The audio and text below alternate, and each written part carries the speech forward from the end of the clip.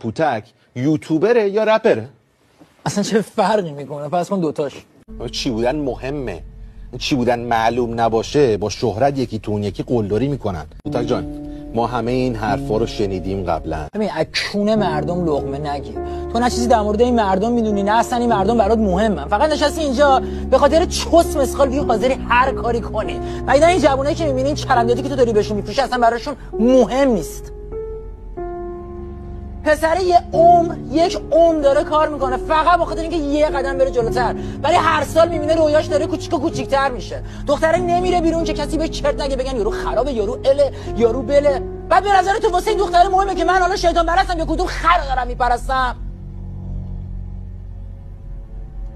یارو دو سال خدمت کرده، زیر چک افسر رفته اونجا، هم اتاقیاش انگولش کردن، اومده بیرون سگدو داره میزنه که اگه سگدو نزنه میدونی چی میشه؟ از گرسنگی میمیره. اگه سگدو نزنه از گرسنگی میمیره.